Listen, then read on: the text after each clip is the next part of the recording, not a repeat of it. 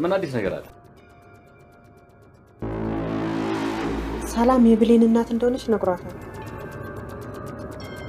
ምን?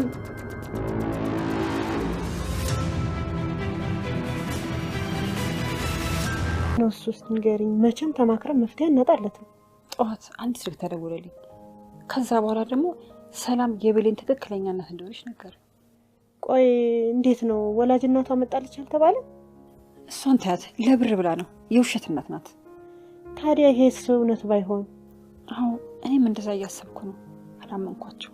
የባለፈው ውሸት ከሆነ ይሄም እንደዛው ነው የሚሆን። እርግጠኛ ነኝ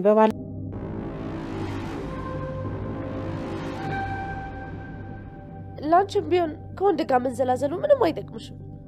ደግሞ እውነቱን ንገሪኝ ካልሽኝ ሁሉም ሊጫወቱብሽ እንጂ ለቁም ነገር አይፈልጉሽም። ያው ለቁም ነገር ማትመጥኝ ስለሆንሽ ማለት ነው። ቃል ስነ ስርዓት። ልጄን እንድትናገሪያት አልፈልግም።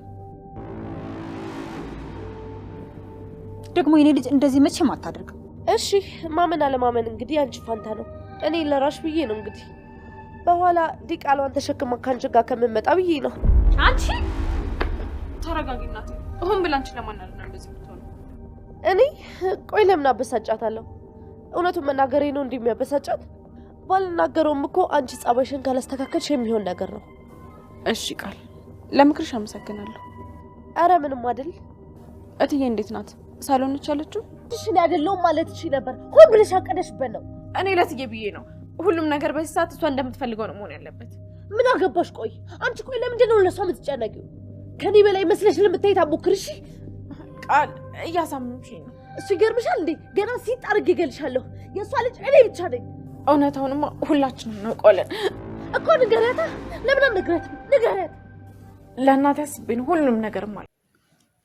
ሰላም ሰላም፣ ውዴ ቻናሌ ቤተሰቦች እንዴት ናችሁልኝ? እንኳን ወደ እኔ ቻናል በሰላም መጣችሁ። አደራ ድራማ እንግዲህ አቶ በኃይሉ ገነት ቤት ሌላ ሰላይ ሰው ልኮባታል።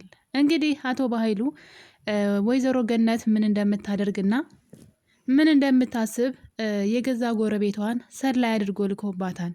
ወይዘሮ ገነት ጎረቤቴ ብላ እንግዲህ ቤቷ የምትቀበላት ሴት የአቶ በኃይሉ ሰው ሆናለች። ገንዘብ የማያደርገው ነገር የለም። በጣም ነው የሚያሳዝነው።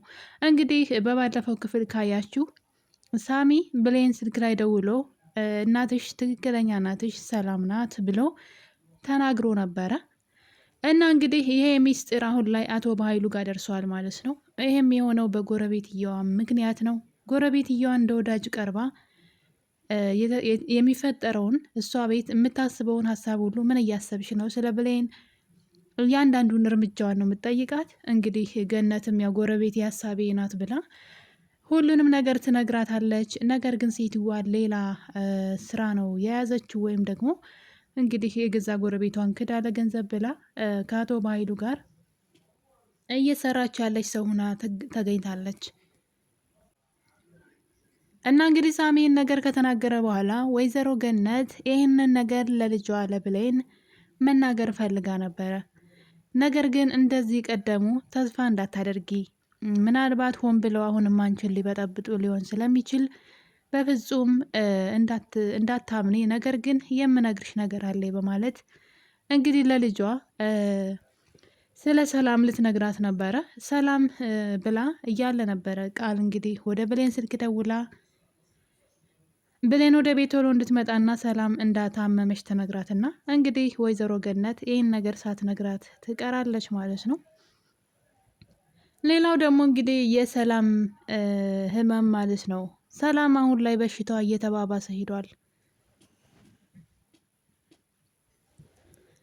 ሰው ገድያለሁ በሚል በጭንቀት ሰላም ራሷን አሁን ላይ ማለት ተሰውራለች ወይም ደግሞ የሆነ አብዳለች ማለት ነው። በጭንቀት የተነሳ ይህ ሁሉ እንግዲህ የሆነው በገዛ ወንድሟ ምክንያት ነው።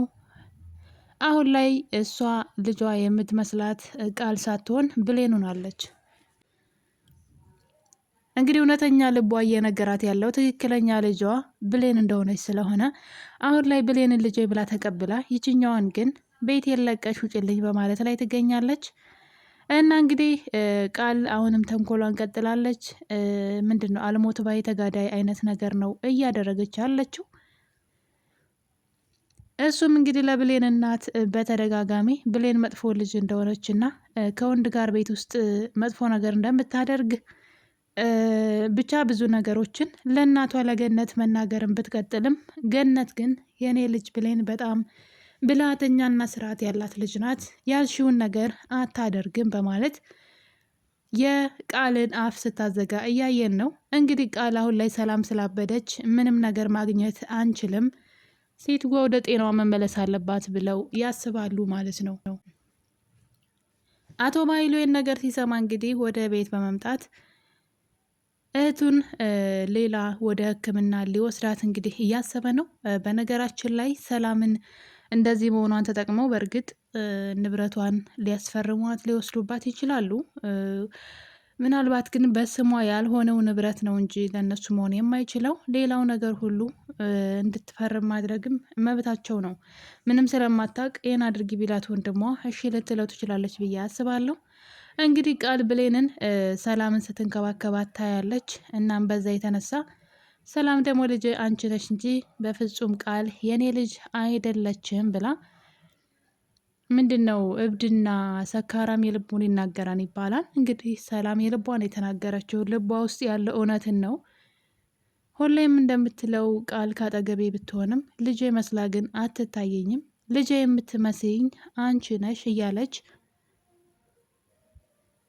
በተደጋጋሚ ለብሌን ስትነግራት እያየን ነበረ። ያን ነገር አሁን ላይ በተግባር እያደረገችው ትገኛለች። ይህ ነገር ቃልን ምቾት ስለነሳት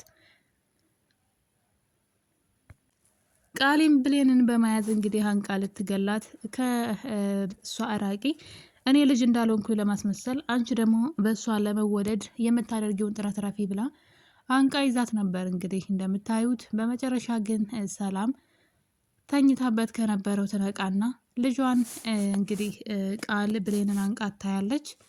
እንደምታዩት ባገኘችው ዱላ ነበር እንግዲህ ግንባሯን የመታቻት ማለት ነው። ቃልን እንዴት ልጅን ትነኪያለሽ ብላ እንግዲህ ነገር ብዙ መዘዝ ይዞ እየመጣ ይገኛል። በዚህ የተነሳ ደግሞ ወይዘሮ ገነት የሰማሁት ነገር ልክ ነው ማለት ነው። ሰላም የብሌን እናት ናት ማለት ነው። ያለ ነገርማ እንደዚህ አልሆነችም። ስለዚህ የሆነ ነገር አለ፣ ይህን ነገር እኔ በራሴ የምደርስበት ይሆናል እያለች ትገኛለች ወይዘሮ ገነት። ሴትዋ ብታብድም እውነተኛ ልጇን መለየት ስለቻለች ገነት አሁን ላይ ነገሩን በቀላሉ እንደማታየው እየተናገረች ትገኛለች። እና እንግዲህ አቶ ባይሉ ብሌንን አንቺን ብቻ ነው የምትሰማው፣ አንቺን ብቻ ነው የምታዳምጥሽ፣ ስለዚህ የምትቀርብሽም አንቺን ነው። እሷ እንደውም ጸበል እንውሰዳት መንፈስ ስለሆነ የጭንቀት ነው ብላ ብትልም እነሱ ግን እንደዛ መሆን የለበትም ወደ ሕክምና እንውሰዳት ብሎ እኔ የማውቃቸው የቤተሰብ ወይም ደግሞ የጓደኞቼ እንትን ነው ይሄ ምንድን ነው የአእምሮ ሕክምና የሚሰጡ ቦታ ማለት ነው፣ እዛ ነው ብሎ እንግዲህ የት ወስዶ እንዳስቀምጣት አናቅም። ሰላምን ከቤት አስወጥቶ እዛ ቦታ ወስዶ አስቀምጧታል። እርግጠኛ ነኝ እንዳትድን ይፈልጋን ይመስለኛል። ካልዳነች ደግሞ የእሷን ንብረት እሱ ማግኘት አይችልም። በስሟ ከሆነው ነገር ውጭ ቤቱ ሳይቀር ሌሎች ንብረቶችም በስሟ የሆነ ንብረት የለም። ስለዚህ ፈርማ የውሸት እንዳያስፈርሟት ወይም ደግሞ መታመሟን ተጠቅመው ለማስፈረም እንኳ የሚመች አይመስለኝም። ነገር ግን አቶ ባይሉ ምን እንዳሰበ ባናውቅም እህቱን አሁን ላይ ከጸበል ይልቅ ሌላ ቦታ ወስዶ አስቀምጧታል። ይህ ነገር ደግሞ ብሌን አልተዋጠላትም። አቶ ባይሉን እንግዲህ ሰላምን ይዘናት እንሂድ ብለው እሷ ሳምናት ይዘዋት ከሄዱ በኋላ ከዚህ በኋላ ወደዚህ መምጣት አይጠበቅብሽም፣ እነሱ ትሪት ያደርጓታን በማለት ብሌንን ከሰላም ለማራቅ እየሞከረ ይገኛል። ብሌን ደግሞ ነገሩ ምንም አልጣማትም። እትዬ በድንገት እንደዚህ የሆነችው የሆነ ነገር ቢኖር ነው፣ ስለዚህ በቀላሉ አላየውም እያለች ትገኛለች። አቶ ባይሉ ከእሷ አጠገብ ማየት አይፈልግም እሷን። ምክንያቱም እንደዚህ ታማ ልጇ መሆኗን ካወቀች ስትድንም ይሄን ነገር ከቀጠለችበት ብሎ ይፈራል። በዛ ላይ ደግሞ እንድትድንም የሚፈልግ አይመስለኝም። ያለ ነገር እዛ ወስዶ አላስቀምጣትም። እንድትድን ቶሎ ቢፈልግ ኖሮ በሽታዋ የመንፈስ ጭንቀት የጭንቀት ስለሆነ ወደ ጸበል እንጂ ወደ ሐኪም ቤት አልነበረም። እሱ ግን ወደ ሐኪም ቤት ወስዷታል። ምን ሊያደርጋት እንዳሰበ አናውቅም። ሌላኛዋ ደግሞ እንግዲህ የወይዘሮ ገነት ጎረቤት ናት ማለት ነው። ሰው በቃ በጣም ሾካካ እናስመሳይ ሰው ነው። የምሬ ነው ምላችሁ። ይቺ ሴት አሁን ገነት ጋር ስትመጣ በጣም መልካምና ጥሩ ሰው መስላ የችግሯን ተካፋይ መስላ ነበር። እንዳየናት ከሆነ በጣም ለሷ እንደምታስብላትና ብሌንንም ደግሞ በጣም ስታሞጋግሳት ትልቅ ደረጃ ደርሳ ሰርጓ ምርቃቷ እያለች በጣም ስትመርቃት ስታስመስል አይታችኋል። እና እኔ በበኩሌ ምን አይነት ጎረቤት ናት ታድሎ ሰው ማለት እንደዚህ አይነት ሰው ሲሰጣችሁ ብላችሁ የምትሉት የለም። እንደዚህ አይነት ሰው መስላ ነበረ። ነገር ግን እንደዛ አይደለም። እንግዲህ ሴትዋ ሆን ብላ ነበረ እንደዛ ስታባብላቸው የነበረችው ማለት ነው። በመጨረሻም እንግዲህ ወይዘሮ ገነትን ለመሰለል ነበረ እዛ ቤት ጥሩ ሰው መስላ ወደ ቤታቸው የመጣችው። እናቶ በኃይሉ እንግዲህ የገነትን እንቅስቃሴ የምታስበውን የምታደርገውን ሁሉ እንደ ጎረቤት እንደ ጓደኛ ቀርበሽ እያጣራሽ ለእኔ ተነግርኛለች ተብላ ነበር ለካ። እና እንግዲህ ገነትም ደግሞ ጎረቤት አገኘውኝ ብላ ሁሉንም ነገር ነው የምታወራት። ሌላው ቀርቶ ሳሚ ለብሌን እንግዲህ አሁን ላይ አቶ በኃይሉ መበቀል ስለሚፈልግ ሳሚ እውነቱን ለብሌን እየነገራት ይገኛል። ብሌን እናቷ እንድታውቅ ይፈልጋል። ምክንያቱም በኃይሉ እንዲወድቅ ይፈልጋል። ምኞቱ ሁሉ ባዶ እንዲሆን ይፈልጋል። በጣም ነው የሚጠላው። የሚጠላበት ምክንያት ደግሞ በኃይሉ መጥፎ ሰው ስለሆነ ነው። ቤተሰቦቹን ያሳጣው በጣም ወንጀለኛ ሰው እንደሆነ ስለሚያውቅ ነው። ነገር ግን ሌላ ችግር ተፈጥሯል። እሱን ስላላመነው የሚያደርጋቸው ነገሮች ብሌንን ወዷታን ብሎ ስላሰበ መሰለኝ ለሱም ሌላ ሰላይ ልኮበታል። እንግዲህ ሳሚ እውነቱን ለብሌን ቢናገርም በጎረቤትየዋ በኩል አቶ በኃይሉ ሳሚ የተናገረውን ነገር ደርሶበታል። በደንብ እየተከታተልኳት ነው። የምታስበውን የምታደርገውን ነገር ሁሉ እየነገረች ነው። እና እንግዲህ አሁን የሰማችው ነገር ሳሚ ትክክለኛ እናቷ ሰላም እንደሆነች ለብሌን ነግሯታል። ማለት ብሌን አልሰማችም፣ ግን እናትየዋ ሰላም ይህን ነገር ሰምታለች። ስለዚህ ሳሚ እንደነገረውም ተናግራለች። ይህ ነገር አሁን ላይ ለብሌን ሌላ ፈተና ይዞባት መጥቷል። ገነት በጣም ትልቅ ስህተት ሰራች። እየተንተባተበች እውነቱን መናገር ሲገባት ሰላም እያለች ወይ እውነቱን አትናገር። እንግዲህ ምን እንዳደረገች ተመልከቱ። ቆይ ይሄን ለመናገር የሁሉ ምንም እኮ እንትን ማለት አያስፈልገውም አይደለ? ሰላም እናትሽ ናት ተብሏል፣ ግን እርግጠኛ አይደለንም ብሎ ከመናገር ልክ ሌላ ተአምር እንትን እንደምትል ሁላ እንግዲህ የተንተባተበች ሳትናገር ቀርታለች። በዛ የተነሳ አቶ በኃይሉ ቀድሟታል ማለት ነው። እና ከእንደዚህ አይነት እንግዲህ አስመሳይ ሰዎች ፈጣሪ ጠብቀን። የወይዘሮ ገነት ጎረቤት የምር በጣም አስመሳይ ናት።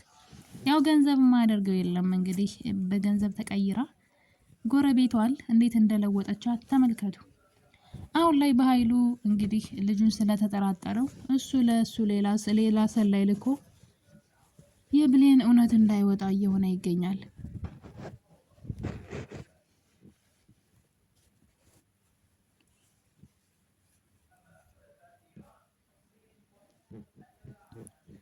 አሁን ላይ ሰላምም እንግዲህ ያልሆነ ቦታ ውስጥ አስገብተዋታል። ሌላው ደግሞ እንግዲህ ብሌንን ከዳግም ጋር ለማጣላት ቆርጠው ተነስተዋል። እሱም እንግዲህ ብሌንን ከቃል ጋር ለማጣላት በመጀመሪያ ለእናቷ ስለ ብሌን መጥፎ ነገር ከዳግም ጋር ስላላት ግንኙነት ስታወራ እናቷ እንድትጠላት ፈልጋ ነበረ። እናትየዋ ግን የኔ ብሌን ይህን አታደርግም ብላ አፏን ብታስይዛትም እሷ ግን ሰላምን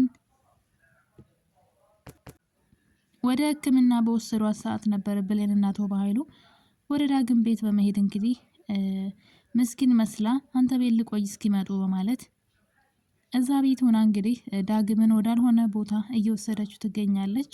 ብሌን ደግሞ ሰላምን ካደረሰች በኋላ ወደ ቤት ስትመጣ የእሱ ቤት ውስጥ ማለት ነው የዳግም ቤት ውስጥ እሱን ልትስመው እየሞከረች ነበረ። እንግዲህ የነገር በመካከላቸው ጥላቻን ያመጣን ማለት ነው። ምናልባት የሳሚን ፍቅር ልትቀበል ትችላለች፣ ይህን አጋጣሚ ተጠቅማ ማለት ነው። ያው ቃል እንግዲህ አሁን ላይ ተስፋ የቆረጠች ይመስለኛል። ብሌን ደግሞ በጣም እየተጃጃለች ነው ያለችው። ቢያንስ እንኳን እሷ እንዳትናገራት ማድረግ ትችላለች። የሰላም ልጅ ነኝ ብላ ማለት ባትችልና አንቺ ለሰላም ልጅሽ አይደለችም ብላ መናገር ባትችል እንኳን አንድ ነገር ማድረግ ትችላለች። አሁን ላይ እንግዲህ ቃል ያላት አማራጭ አቶ በኃይሉን ማስፈራራት ነው። ምክንያቱም ደግሞ የአቶ በኃይሉን ሚስጥር ይዛበታለች። እንደምናስታውሰው እዚህ ቀደም ዳግም ሰርቆ የወሰደውን ፍላሽ ብሌን ከደበቀችበት ወስዳ እንግዲህ ውስጡ ያለውን ነገር ሁሉ መረጃዎችን ወስዳለች። አቶ በኃይሉን በጣም በኃይለኛው የሚጎዳ እስር ቤት የሚያስገባ ወንጀሎችን ናቸው እንግዲህ እና ይሄን ነገር ስለያዘች ከዚህ በኋላ በሰላም ተስፋ ከቆረጠች ወደ ራሱ ወደ በኃይሉ ነው የምትዞርለት ማለት ነው። አቶ በኃይሉ የሰላምን ንብረት ሲመኝ እንግዲህ ሰላም ያው አብዳለች በአሁኑ ባለው ሁኔታ ማለት ነው። በጭንቀት ምክንያት ራሷን አይደለችም። ስለዚህ ከሷ ምንም አይነት ነገር ሊያገኝ አይችልም። ይሄን ነገር ደግሞ ቃል አይታ ወደ እሱ ትዞርበታለች ብዬ ነው የማስበው። በእርግጥ በኃይሉ እጁ ረዥም ነው። ያው እንግዲህ ገነትንም አሁን በጎረቤቷ እያሰለላት ይገኛል። ከዚህ በኋላ ገነት ሚስጥር ለጎረቤቷ ታወራለች። ያች ደግሞ ወስዳ ሚስጥሩን ለበኃይሉ ትነግራለች። ሳሚ እንኳን ሊረዳቸው አይችልም። አሁን ላይ ሳሚ ብሌንን መርዳት ይፈልጋል። ብሌንን መርዳት የፈለገው ከምንም በላይ በኃይሉን ለመጣል ነው። የእያንዳንዱን የበኃይሉን እርምጃ እየተከታተለ ለብሌን እየነገረ ውድቀቱን እያቃረበለት ነበረ። ያው በቀል ይፈልጋል ማለት ነው ላደረገበት ነገር። ነገር ግን በኃይሉ ይሄን ነገር ስለተጠራጠረ ያው ምን ያለበት ምን አይችልም ነው የሚባለው አይደለ? ያው ቃል ያደረገበትን ነገር። ስለዚህ ይሄ ሰው ቢከዳይ ብሎ ሌላ ሰው መድቦባቸዋል። አሁን ላይ ሳሚ ለገነት ምንም ነገር ወይም ደግሞ ለብሌን ቢናገር አቶ በኃይሉ ጆሮ ላይ ይደርሳል ማለት ነው በቀላሉ። ስለዚህ ገነት መንቃት አለባት። ሴትዋ ሚስጥሮቿን ስታውጣጣት ዝም ብላ እንዳላየ ማለፍ ነው እንጂ ያለባት በፍጹም መንገር የለባትም ብዬ አስባለሁ። እንግዲህ ሰላም ሕክምና ገብታለች። ትድን ይሆን ወይ? እሱ ራሱ ሌላ ጥያቄ ነው። ብሌንን ከእሷ ለማረቅ እየሞከሩ ነው። እና እንግዲህ አደራ ድራማ አሁን ላይ እንትኑን ቀይሯ ነው ማለት ስታይሉን ቀይሯ ማለት ይቻላል። ሙሉ ለሙሉ ብሌን እናቷን የምታገኝበት ነገር መልሶ ውስብስብ እያለ ነው። በቀጣይ ክፍል እንግዲህ በክፍል 23 ላይ ምን ሊፈጠር ይችላል? በጣም አጓጊ ነው። እስከዛው ድረስ ሁላችሁንም ወዳችኋለሁ። ቸር ቆዩልኝ።